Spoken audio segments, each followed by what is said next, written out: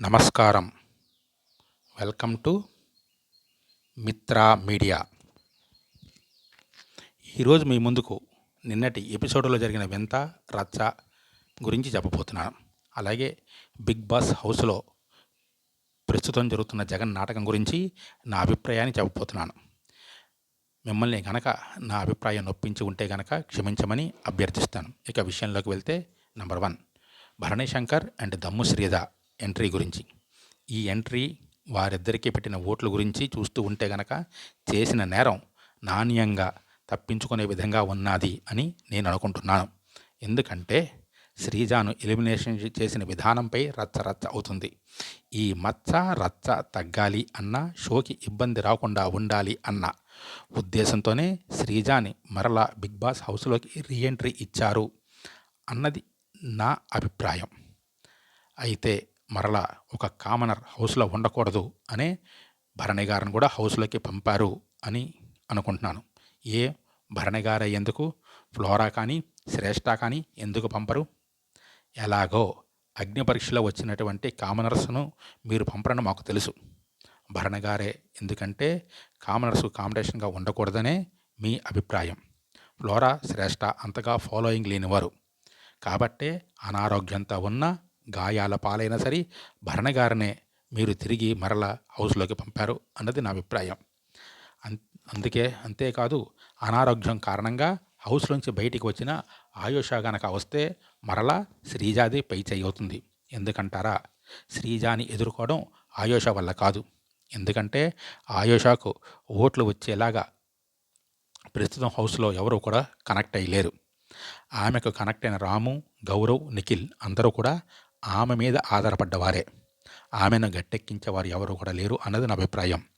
ఇక భరణి గారైతే కనుక బంధాల్లో gold medallist, టాస్కులైనా ఓటింగ్లో అయినా సరే ఫుల్గా సపోర్ట్ ఉన్న వ్యక్తి. ఒకవేళ టాస్కుల్లో గనక శ్రీజ టీం గెలిస్తే ఓటింగ్ని చూపించి ఎలిమినేట్ చేయవచ్చు. టాస్కుల్లో కనుక శ్రీజ ఓడితే మరీ మంచిది, నేరంగానే ఎలిమినేట్ చేసేయచ్చు. అంటుకున్న బురద కడుక్కోవచ్చు అన్నది బిగ్ బాస్ తాలూకు ఆలోచనేమో అని నా అభిప్రాయం. ఆ తర్వాత 2-3 రోజులకి అనారోగ్య కారణం చూపించి భరణి గారిని కూడా ఇంట్లోంచి పంపించవచ్చు అని నేను అనుకుంటున్నాను. ఇక నిన్నటి ఎపిసోడ్లో పవన్, రీతుల గురించి చెప్పాలంటే వారిద్దరూ కూడా ఈ హౌస్లోనే ఉన్నారా లేదా వారి గురించి వేరే హౌస్ వేశారా అన్నది నా అనుమానం. ఎందుకంటారా? పరిస్థితి ఏదైనా సరే వారి గోల వాళ్ళదే. కలిసి ఉంటే చిలక గోరింక, తగు వస్తే గనక పాము ముంగీసలాగా ఉంది వారి వ్యవహారం.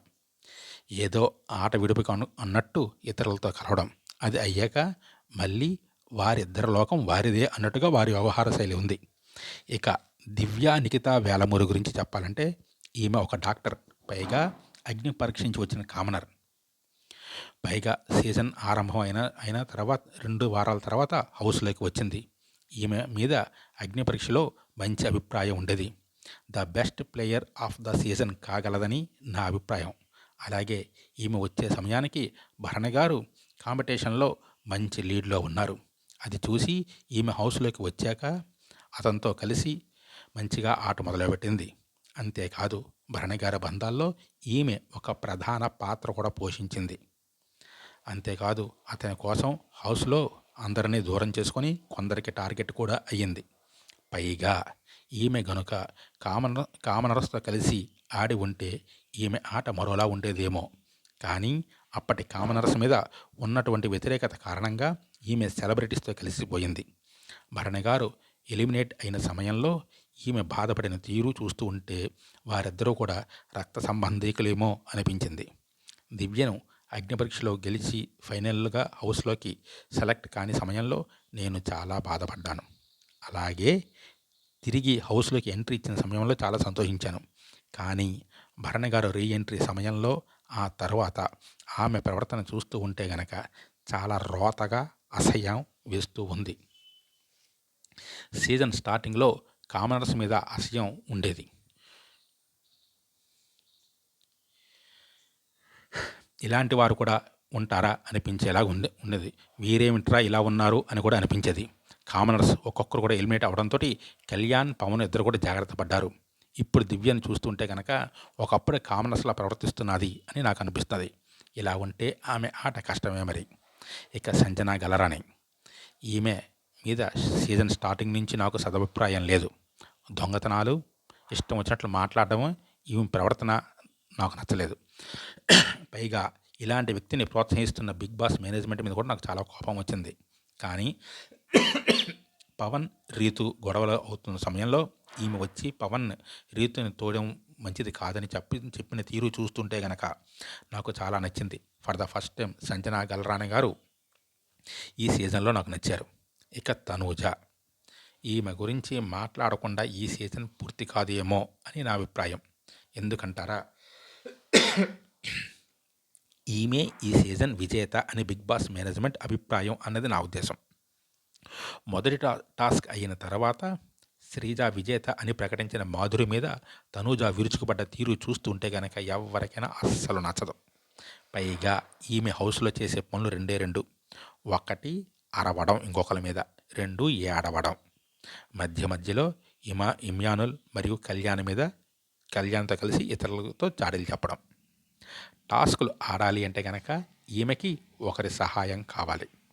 ఈమెకి ఇండివిజువాలిటీ లేదు అంటే అతిశయోక్తి కాదు. ఒక్క మాటలో చెప్పాలంటే కనుక ఈమె ఒక పరాన్నజీవి అనటంలో ఎటువంటి సంకోచం లేదు నాకు. మరి మీరేమంటారో కామెంట్ బాక్స్లో చెప్తారని నేను ఎదురు చూస్తున్నాను. ఈ వీడియో కనుక మీకు నచ్చినట్లయితే కనుక ఒక లైక్ ఇవ్వమని కోరుతున్నాను. అలాగే మీ అభిప్రాయాన్ని కామెంట్ బాక్స్లో రాసి తెలపవలసిందిగా అభ్యర్థిస్తున్నాను. నా అభిప్రాయం మిమ్మల్ని నొప్పించి ఉంటే కనుక మన్నించమని మరొకసారి వేడుకుంటూ, ఇట్లు మిత్ర మీడియా.